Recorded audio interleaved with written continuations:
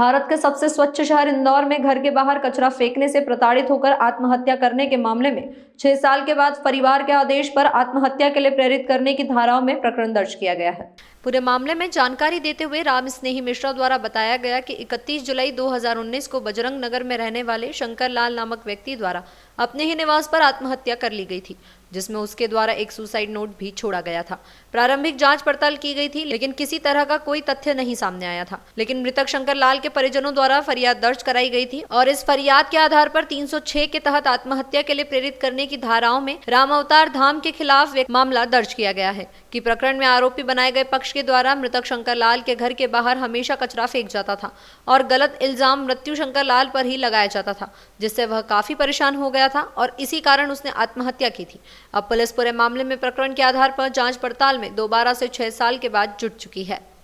हाँ, ये पूर्व में एक मर्ग कायम हुआ था 2019 में, और जिस पर से जांच के आधार पर और उसको नस्तीबद्ध किया गया था मर्ग को। अभी जो मृतक थे उनकी बहन के द्वारा एक परिवाद न्यायालय में प्रस्तुत किया गया था। उस परिवाद के आधार पर अपराध धारा 306 का मामला पंजीबद्ध किया गया है और विवेचना में लिया गया है। क्या आधार रहा?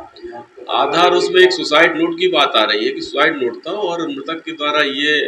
उसमें लिख किया गया था कि कचरा डाल करके और मुझे मानसिक रूप से मेरा पड़ोसी हर रोज प्रताड़ित करता है, इस कारण से वो मौत को गले लगा रहा है। ऐसे अभी कुछ तथ्य की बात आई हुई है, बाकी उसकी संपूर्ण विवेचना की जाएगी, सारे तथ्यों को शामिल किया जाएगा। और प्रकरण की पुलिस जांच पर से ऐसे मूलभूत तथ्य नहीं आए थे कि जो मृत्यु के लिए